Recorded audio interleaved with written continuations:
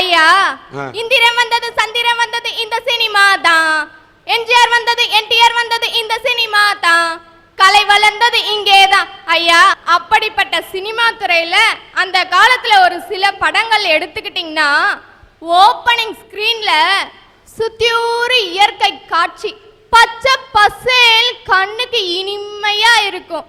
நடுவுல ஒரு பிள்ளையார் கோவில், பூசாரி அப்படியே தீபாதாரண தட்டை காட்டிட்டு இப்படி திருப்புவாரு, 2 கை வரும், வந்து எடுத்து இப்படி தொட்டு கும்பிட்டு திரும்ப அங்க எழுவாரியா நம்ம ஹீரோ. அதுக்கப்புறம் கொஞ்சம் சில காலம் பார்த்தீங்கன்னா ஒரு குழந்தை, ஸ்கூலுக்கு போற குழந்தை கீழே காவாயில விழுந்துரும்.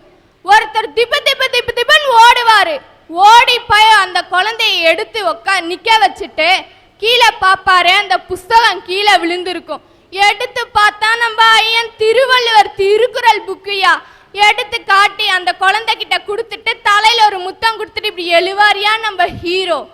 அப்படி இருந்த சினிமால இன்னைக்கு ஒரு சில சினிமாக்கள் பார்த்தீங்கன்னா எடுத்தவொடனே ஓப்பனிங் ஐயோன்ற ஒரு கதறல், அப்புறம் இப்படி திரும்பி பார்த்தாக்க ஒரு கையில சிகரெட் வரும், இன்னொரு பக்கம் நெருப்பு வரும், எடுத்து ஊதிட்டு கீழே வைக்குவாரு. உடனே இந்த கை நீட்டினா சாராய பாட்டல் மொட்டக்கு மொட்டக்குன்னு குடிச்சு டங்குன்னு கீழே வைக்குவாரு. இப்படி எடுத்து பின்னாடி கை விட்டாருன்னா நாங்க எல்லாம் சொறிறாங்களோ என்னமோன்னு பார்த்தாக்க எடுக்கிறாரியா அருவா, திருப்பாச்சி அருவா எடுத்து முன்னாடி வைக்கிறார். நாங்கெல்லாம் நினைக்கிறோம் பரவாயில்ல இந்த சினிமால இவ்வளோ ஒரு கொடூரமான வில்லனான்ட்டு, ஆனா அந்த வில்லனா இருக்கிற வேண்டிய ஒரே ஹீரோயா. இப்போ ஒரு சில சினிமாக்கள் பாத்தீங்கன்னா ஆரம்பத்துல இருந்து கடைசி வரைக்கும் வன்முறையை கத்துத்தர ஒரு பள்ளிக்கூடமா தான் இன்னைக்கு சினிமா இன்னைக்கு திகழ்ந்துட்டு இருக்கு ஒரு சில சினிமாக்கள். ஐயா அந்த காலத்துல சினிமால நடிச்சு காமிச்சாங்க, இந்த காலத்து சில சினிமாக்கள்ல காமிச்சுதாயா நடிக்கிறாங்க. இன்னும் என்னதான் செய்ய போறாங்களோ தெரியலையா.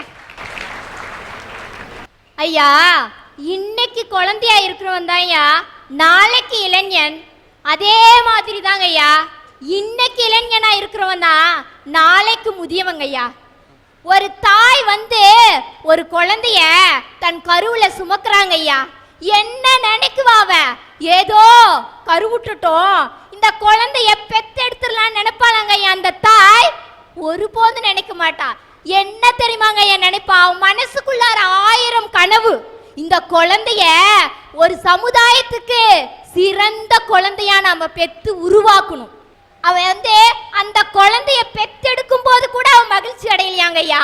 பல பேர் மத்தியில அவனை சான்றோன் அப்படின்னு சொல்லும் போதுதான் அவன் மகிழ்ச்சி அடைந்தாளாங்க ஐயா. ஒரு தகப்பு இருக்கிறான் பாருங்க ஐயா, அவர் எப்படின்னா அவருக்கே அடுத்த வேலை சாப்பாட்டுக்கு வழி இருக்காது ஐயா, மாத்தி கட்ட துணி இருக்காது.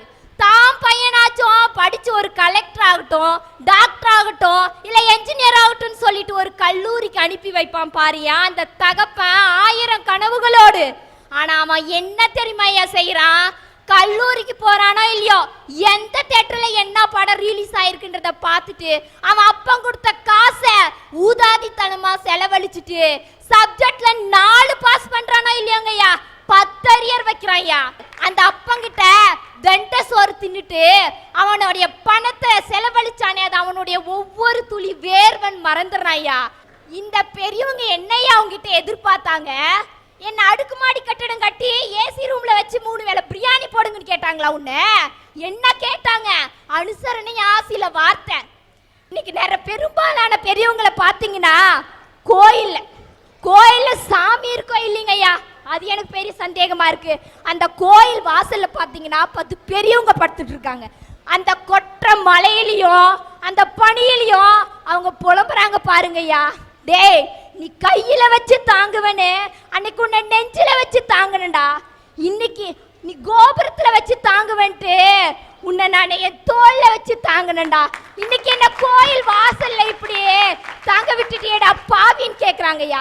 அவங்களுக்கு இந்த இளைஞர்கள் என்னையா பதில் சொல்ல போறாங்க பார்த்து இன்னைக்கு பெரியவங்க கேக்குறாங்க ஐயா, ஏண்டா இன்னும் என்னடா செய்ய போறேன்னு கேக்குறாங்க ஐயா. சபாஷ். அற்புதமான அந்த குமரல் அந்த அம்மா வெளிப்படுத்துது. இளைஞர்களே சிந்திங்க பாருங்க, அப்பா அம்மா இவ்வளவு கஷ்டப்பட்டு சம்பாதிச்சு தான் படிக்காட்டாலும் தம் புள்ள படிக்கணும் அப்படின்னு ஒவ்வொரு பெற்றோர்களும் கஷ்டப்படுறாங்க. உன்னை காலேஜில் படிக்க வைக்கிறாங்க, உனக்கு கம்ப்யூட்டர் வாங்கி தராங்க, உனக்கு எல்லாமே பண்றாங்க. அவங்கள எதிர்பார்ப்பு என்ன? அவங்க நீ படித்து பட்டம் வாங்கியதும் அந்த பட்டத்தை எந்த தந்தையும் எந்த தாயும் மாட்டிக்கொள்ளப் போவதில்லை. என் மகன் BA, என் மகன் MA, என்னுடைய மகன் MBBS, என்னுடைய மகன் MABL என்று நீ பட்டம் வாங்கினால் உன் பட்டத்திலே சந்தோஷப்பட போவது உன் தாய் தந்தை. நீ அந்த பட்டத்தை வாங்காமல் ஊருக்குள்ளே தருதலை என்ற பட்டத்தை வாங்கினால் தலையை தொங்க போட்டுக் கொண்டு தலை கவிழ போவதும் உம்முடைய பெற்றோர்கள். அதனால் இப்படி பெற்ற தாய் தந்தையை தலை கவிழ வைக்கக்கூடிய இளைஞனாக நீ இருக்கக்கூடாது என்ற வேதனையைத்தான் அந்த பெண்மணி சொல்லுகிறார். இளைஞர்கள் சிந்திக்க வேண்டும். கொஞ்ச நாளுக்கு முன்னாடி பிரிட்டன்ல இருந்து ஒரு கப்பல் இந்தியாவுக்கு வந்ததுங்க உடைக்கிறதுக்காக. ஏன் பிரிட்டன் கப்பல் இந்தியாவுக்கு வரணும்? பிரிட்டனை விட நம்ம டெக்னாலஜியில் முன்னேறிட்டோமா? இல்லை. அந்த கப்பலில் அணு கதிர்வீச்சு அபாயம் இருந்தது. அதனால பிரிட்டன் தலைவர்கள் வெளியில் வச்சு உடைக்கணும்னு நினச்சாங்க. சரின்னு இந்திய தலைவர்கள் ஒத்துக்கிட்டாங்க. இந்தியாவுக்கு கப்பல் வந்தாச்சு. எதிர்ப்புகளை தலைவர்கள் சட்டம் பண்ணல. கடைசியில் சுப்ரீம் கோர்ட்டு தலையிட்டு அணு கதிர்வீச்சு அபாயம் உள்ள இந்த கப்பலை இங்கே உடைக்க கூடாதுன்ட்டாங்க. ஏனுங்கய்யா, நம்ம நாட்டில் உடைச்சா நாட்டுக்கும் மக்களுக்கும் பாதிப்பு, வெளியில கொண்டு போய் உடைக்கலாம் அப்படின்னு நினைச்சானே அந்த பிரிட்டன் தலைவனா நாடும் மக்களும் நாசமா போன பரவாயில்ல, கூலியா கிடைக்கிற பிச்சை காசு எங்களுக்கு போதுன்னு நினைச்சானே இவன் தலைவனா?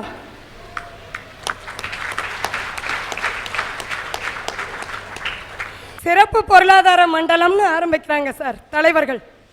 அது என்னன்னே தெரியலைங்க. இந்த சிறப்பு பொருளாதார மண்டலங்கள் மட்டும் எல்லா மாநிலத்திலையும் விளைநிலங்கள் பக்கமே போகுது ஆச்சுங்களா.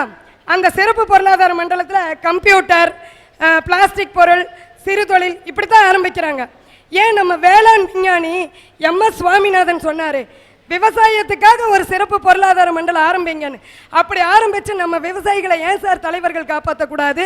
சார், கோயில் எது சார்? கோயில் 1000 வருஷத்துக்கு முன்னால திருமூலர் அற்புதமாக ஒரு வரியில் சொல்லியிருக்காருங்க சார். உள்ளம் பெருங்கோயில் உன் உடம்பு ஆலயம்னு சொன்னாருங்க சார். டே மனிதா, உன்னுடைய உள்ளம் தான் உனக்கு கோயில்னு சொன்னாருங்க சார். யாராவது இன்னைக்கு நம்ம நினைக்கிறோமாங்க சார் அதை? சார், கிரிக்கெட்ல 1 டே மேட்ச் பார்த்துருப்பீங்க சார். ஆனால் 1 டே சாமியை பார்த்துருக்கிறீங்களா நீங்கள்? தமிழ்நாட்டில் அற்புதமான கோயில் சார் திருவண்ணாமலை. கார்த்திகை தீபம் ஜோஜோன்னு ஜொலிச்சு அங்கே கடவுள் காட்சி அளிக்கிறார். இந்த 1 டே சாமின்னு சொன்னோம் பார்த்தீங்களா, அங்கே தான் சார் அவங்க உருவெடுக்கிறாங்க. இந்த கிரிவலம் பார்த்தீங்கன்னா பௌர்ணமி அன்னைக்கு வருவோம் சார். அந்த 1 டே சாமி பாருங்க, கிரிவலத்துக்கு முன்னாடி நாள் ஐயா இருக்க மாட்டார், கிரிவலத்துக்கு அடுத்த நாள் அட்ரஸே இருக்க மாட்டாருங்க சார். எங்கிருந்து வராருன்னு தெரியலைங்க சார். பௌர்ணமி அன்னைக்கு ஷார்ப்பா 6 மணிக்கு ஐயா அங்கே அப்பியர் ஆயிடுறாரு. அவர் பார்த்தீங்கன்னா வரும்போது நல்ல டைட் ஜீன்ஸ் போட்டு பந்தாவை பேக்கை மாட்டிட்டு வருவாருங்க சார். வந்து தன்னுடைய ட்ரெஸ் எல்லாம் கலத்தி போட்டு அவருடைய யூனிஃபார்மை போட்டு பேக்லேருந்து எடுப்பார் பாருங்க சார். கடவுளை எடுத்து முன்னால் வச்சுட்டு வர்ற வழியில் பெருக்கிட்டு அந்த 4 கல்லை சுற்றியும் வச்சுக்கிட்டு 100 கிராம் மஞ்சத்தூள், 50 கிராம் குங்குமம், கோயில் ஓவர் சார். அன்னைக்கு நைட்டு இவர் பண்ணுறாரு பாருங்க சார் வசூல். நாமெல்லாம் ஒரு மாதம் பூரா ஓடி ஓடி ஓடி ஓடி உழைச்சாலும் அந்த வசூலை ஈடு கட்ட முடியாதுங்க சார். அவ்வளவு அற்புதமாக வசூல் பண்ணுறாங்க. தன்னுடைய மனம்போன போக்கில் போகிற ஒரு சில மனுஷங்களை பார்த்து கேட்குறாரு சார் கடவுள், இன்னும் என்ன நீங்கள் என்னடா செய்ய போறீங்கன்னு கேட்குறாரு சார். கேட்குறாரு. சபாஷ்.